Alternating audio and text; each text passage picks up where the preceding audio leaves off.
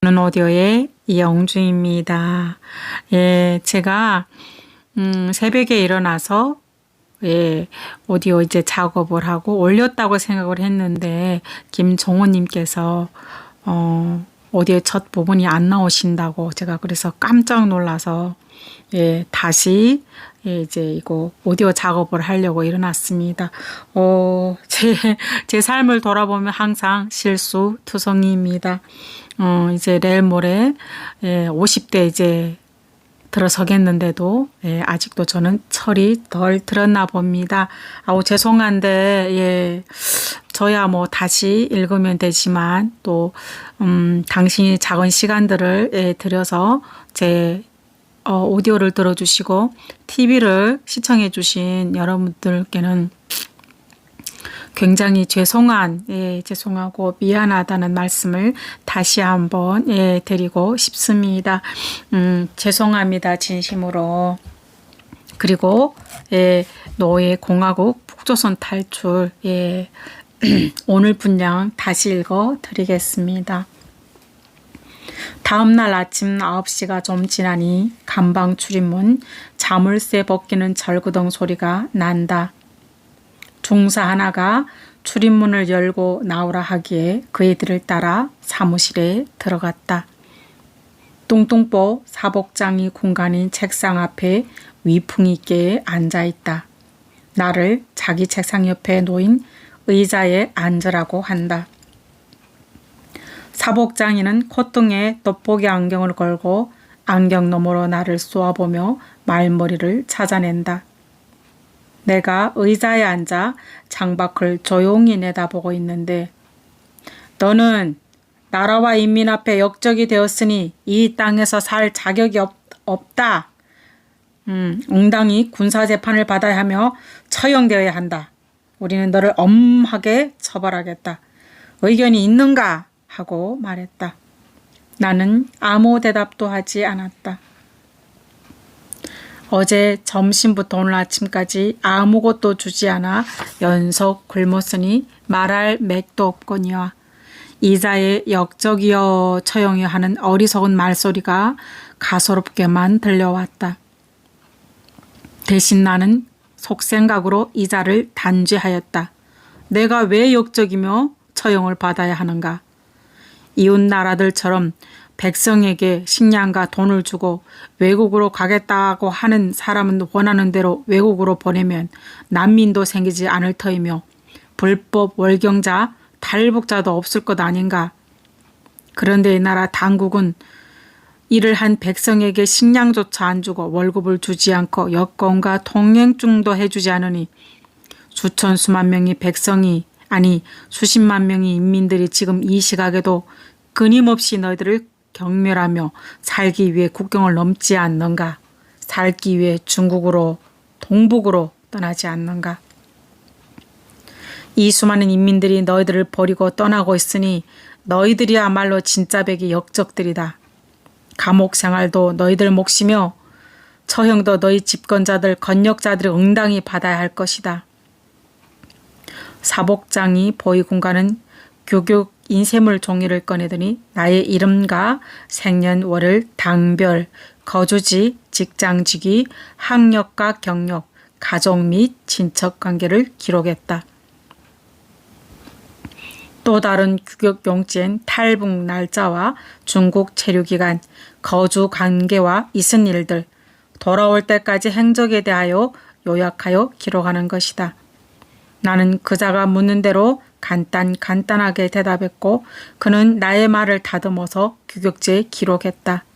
나의 중국 체류기간 자료를 3매 정도의 규격지에 기록하더니 나더러 방금 작성한 문건에 도장을 찍으라고 손가락을 내밀라고 한다. 나는 그 매 장마다 엄지손가락 도장을 찍었다. 그 다음 나에게 규격종이 20매 정도를 꺼내주면서 이제부터 여기에다 자백서를 쓰라고 한다. 어디 가나 자백서 타령이다. 중국에 들어간 날부터 나올 때까지 겪은 사실을 죄다 쓰라는 것이다.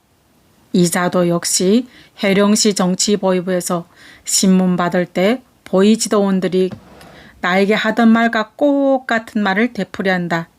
뭐 나의 월경 후 행적을 다 알고 있다느니, 중국의 해당 일꾼들로부터 나의 자료를 이미 통보받았다느니, 남조선 안기부와의 접촉 관계를 구체적으로 비판하라느니 등등.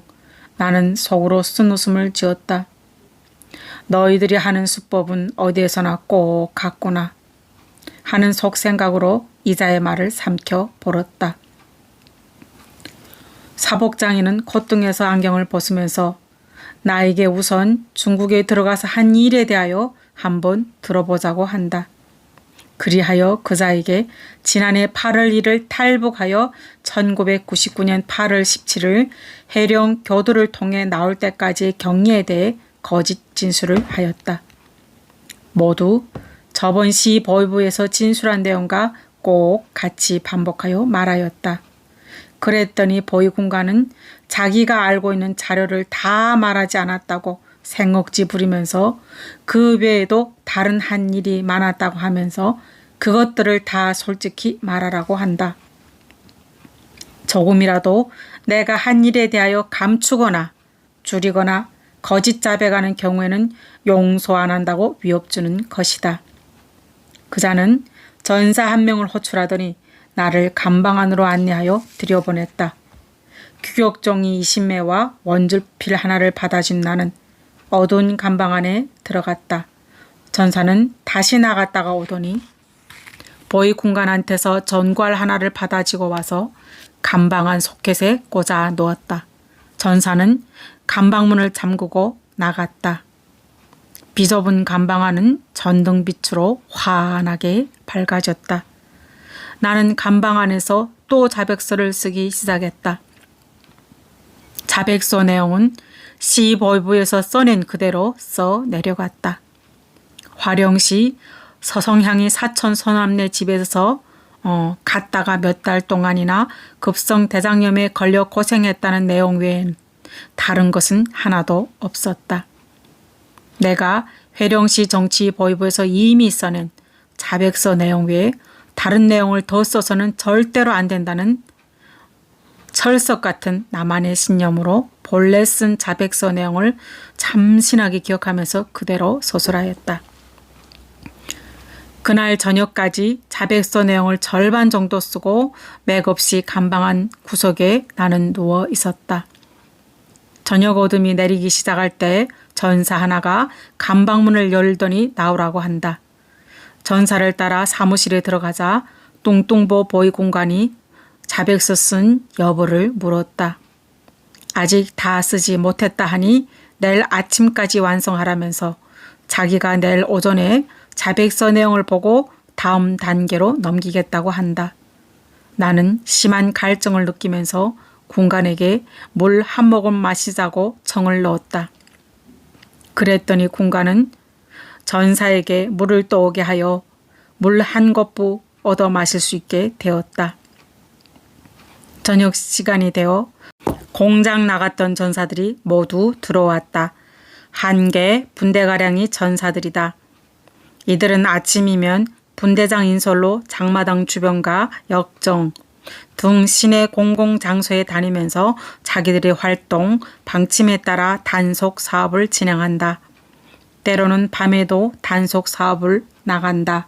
마당에서 전사들끼리 주고받는 말을 듣고 분석해보니 기본 초소는 이곳이고 몇 개의 다른 분대는 시내 여러 곳에 분산 초소가 있어 거기에서 먹고 자고 하면서 단속 임무를 수행하는 모양이다. 나는 다시 감방에 들어와 사색에 잠겨 있는데 저녁 7시쯤 전사 한 명이 저녁 식사를 하라면서 나에게 밥그릇을 가져다 준다. 전사들이 먹는 밥 그대로인 것 같다. 잎살 20% 적은 정도 섞은 강냉이 80% 밥이다. 군대용 알루미늄 식기 안에 절반 좀 너머나게 들어있다. 밥 위에는 소금에 절인 오이 몇 개가 얹어 있을 뿐이다. 여기 백산 초소에 감금된 후 처음으로 맞이하는 식사다. 연속 4끼씩이나 굶다가 5번째 끼니에 비로소 식사하게 된 것이다.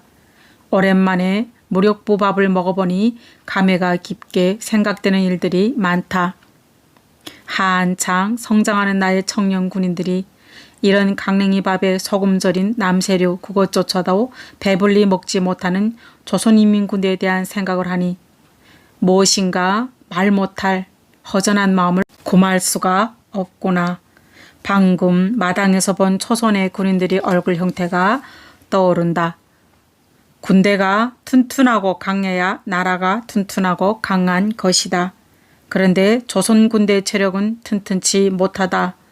청년들인데도 얼굴에 핏기가 없고 근육이 붙지 않고 한창 필 나이에 몸매가 가늘고 작은 키에 빡빡 깎은 까까머리를 보니 북에서 말하는 일당백 싸움꾼이 아니라 어느 교화소 징역살이꾼 같은 인상을 준다. 나는 1년 동안 중국에 머물면서 중국 군대 청년들을 많이 보아왔다. 룡정 변방대 잡혀 들어갔을 때에도 그곳 변방대 군인들이 씩씩하고 튼튼한 모습을 나는 자세히 보았다. 그들 모두가 우람찬 체격을 갖고 있었다. 그들의 얼굴에는 홍조가 어렸었고 핏기가 돌았으며 왕성한 패기와 정열이 있어 보였다. 그러나 조선의 인민군대는 그들과는 너무나도 대조적이다. 얼굴이 앙상하게 야인데다가 어깨 또한 축 늘어지고 목은 새 목 같은 모습이다. 조선의 일반 백성들뿐 아니라 총진 군인들까지도 식량난 때문에 배고프게 지내는 참상. 군인들은 마을과 거리를 싸다니며 인민들이 생명과 재산을 닥치는 대로 강탈하며 먹어버리고 있으니 인민들의 생활은 점점 공핍해졌다. 군인이 시민을 때리고 호주머니 돈을 강탈하여 장마당에서 매식질 하는가 하면 길가는 자동차를 멈춰 세워서는 강제로 휘발유를 뽑아 개인들에게 팔아 그 돈으로 허기진 배를 달래며 백성과 서슴없이 무리 싸움을 해야 되는 것이 오늘 조선의 모습이다. 초소마당에서 서성거리는 군인들을 보면서 나는 어느덧 고향에서 내 엄마가 들려주던 말이 귀에 쟁쟁이 울려온다. 그날은 1997년 8월 말일이었단다. 그땐 길쭉은 용속리 어느 한 골짜기에서 살았지. 밤 10시가 지난 시각이었어. 5명의 인민군 병사가 들어왔단다. 그들은 길쭉은 남양이골 안에 자리 잡은 인민군 제9군단 14단 소속 병사들이었지. 군인 5명이 군대 배낭 2개에 푹 강냉이를 가득 메고 들어와 서서는 분대장이라 하면서 나이 젊은 군인이 내게 부탁을 하는 거야. 분대가 잠자는 시간이 되자 배가 너무 고파 협동농장 강냉이 밭에 들어가서 풋강냉이 2배낭 훔쳐왔는데 좀 삶아 달라고 애원을 하지 뭐니. 농촌 마을에 들어가 삶자니 들키게 되면 후환이 무섭다고.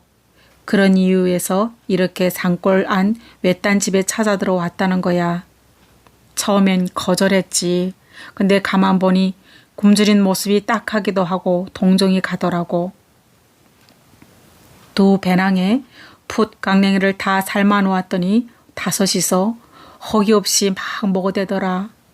삶은 풋 강냉이를 배불리 먹고 난 병사들은 병실에 있는 나머지 분대 성원들에게 가져다 주겠다면서 자기들이 먹다 남은 그리고 삶은 강냉이를 배낭에 주어 담더니 내게 인사를 남기고 떠났지.